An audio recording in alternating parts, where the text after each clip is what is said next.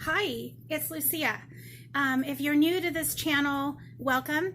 I'm here to actually collaborate with Christina in Michigan. We're doing a keto friendly meal, so stick around.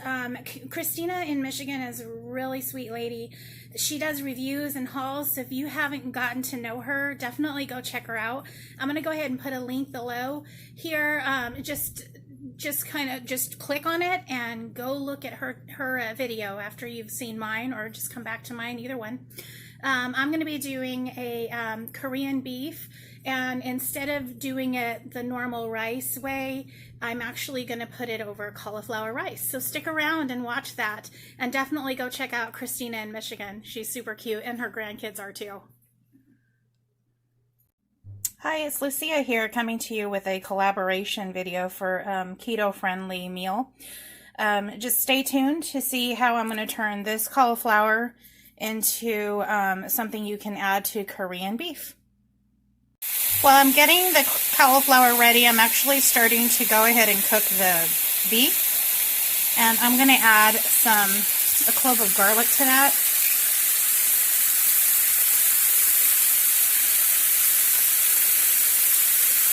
And just let it kind of saute a little bit. I'm actually going to scrape that off in a little bit. It's kind of hard to do it one-handed, but I wanted to show you that I'm preparing this prior to doing the cauliflower. So now I'm going to work on the cauliflower. And here's the beef again, and because you can never have enough garlic, I decided to add just a touch more. So it's just a little bit more. I don't know, we just love garlic around here, so... And I just, I do add everything on there, because I've already peeled the clove, so. I didn't add any oil to this or anything.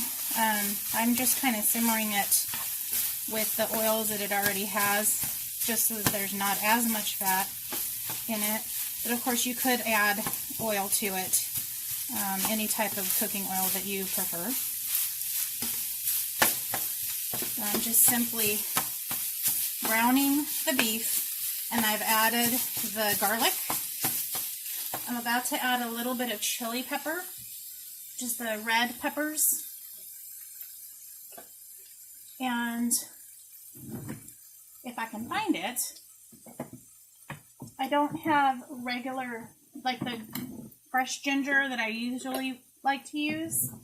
So we're going to go ahead and use a little bit of just the regular, this stuff, the McCormick organic ground ginger. I do prefer fresh, but, you know, whatever. So I just put a touch of that in there.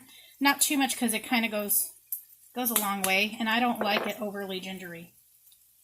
And then, because there's a child involved and I do, serve him too, I do go easy on this crushed red pepper as well. But that just kind of gives it a little bit of a kick. But again, just a little sprinkle here and there. Not too crazy. And again, that's the Kirkland crushed red pepper. At this point, you would go ahead and add a little bit of salt or any of the spices that you prefer to add. I'm probably going to go ahead and use my version of the Mrs. Dash and probably call it good. I might add just a touch of Himalayan salt, but we'll see about that. So I put this on to about medium-high heat. I'm going to throw in a little bit of olive oil. In this case, you can use olive oil because it's not going to be a high amount of heat. And I do sound like a Costco commercial, but again, I'm using Kirkland brand. It's the Kirkland Signature, which you can get it at Costco. Organic extra virgin olive oil. If you don't have a Costco, I'll see if I can find it in a link below for Amazon, but of course you can use any olive oil, or any oil for that matter, but since this isn't like high heat and full-on heat, it should be fine to just use the olive oil. This is a consistency you're going to be looking for in your cauliflower rice. I did put this through, it is a fresh cauliflower, and I ran it through the food processor. I use a Ninja food processor. I can put that link below too if you're interested. But basically any food processor, or you can definitely just go into the frozen section of your grocery store or Costco and just get it already made. So that's an option as well. And I'm not going to do a lot of this just because the boys also prefer rice. So they do this on the side along with their rice. So I'm not going to go too crazy on this, just a little bit. Actually, I'll do this whole thing because I do have half left for the other recipes. So let's just do this whole thing. And if I have leftover, I have leftovers. So I'm just going to go ahead and let that cook up. And basically what you're looking for there is you want it to kind of look like a rice consistency. It's not going to be totally white like this anymore. It'll be kind of a little more see-through. And then once it starts to cook up a little bit, I'll go ahead and add the other ingredients to it. So we're getting the consistency that we're looking for here. It's starting to look a little bit different. And it's cooking up very nicely. And in the amount of oil I added was just a touch. I'd say probably about a tablespoon at the most. And this is a smaller pan just because I'm not doing a huge amount of cauliflower. Just do keep in mind that the cauliflower does, shrink up a little bit. As you can see here, there's less in the pan now, just because it does kind of shrink up. It doesn't shrink up as bad as like spinach does, but it does shrink down a little bit. So if you're planning on more people, I'd say an entire cauliflower versus, this little bit. So at this point, I am going to add, actually that's the wrong salt. Hold on.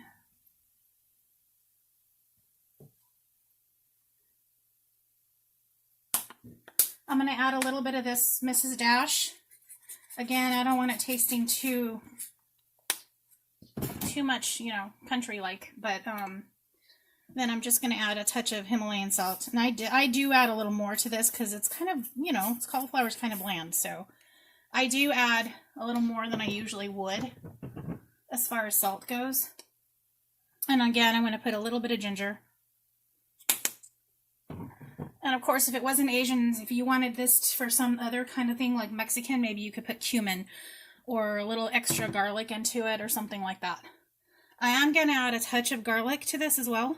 Just a tiny bit, not too crazy. Because I did put some garlic into the meat already, so. And in the meat, I probably put the equivalent of 3 cloves of garlic. One of the cloves was super small though, so roughly, I guess 2.5. So what I'm doing now, off camera, you didn't see that, but I chopped some cilantro up. And I'd say for this amount of rice, which is half the cauliflower, I would put probably like a quarter of the bunch of cilantro. So you get a bunch from the store and then you just chop it up and just kind of cook it through. I love cilantro, so if you're not a cilantro person, you might want to just go ahead and replace that with a different kind of spice. But the cilantro really just gives it a good flavor. And then I'm going to add lime to this, so it'll be really good.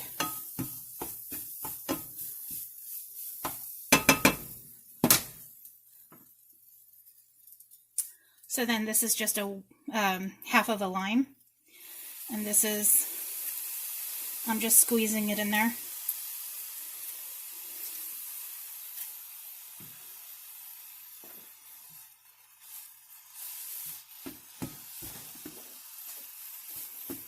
Okay, and at this point, I'm done with this rice. You can just go ahead and serve it up, and I'll show you what I do. So I plated up basically half the rice here. As I had said before, I will have some leftovers for just another meal or whatever, because for the most part, the boys don't normally eat this, but I've plated this up for myself. And then what I might add to this is maybe some green beans on the side, but that's pretty much going to be my dinner, Korean beef over cilantro lime rice. Make sure you comment, like, definitely subscribe if you're interested in any other recipes similar to this. I am getting ready to make another meal out of cauliflower, and it It includes lots and lots of cheese. So if you like cheese and you're keto, come back. Talk to you soon. Bye-bye. Also, don't forget to go check out Christina in Michigan's channel. The link is below. We are doing collaboration here, just a reminder on that. So definitely check her out. She does hauls. She does keto as well. So she comes up with some recipes too.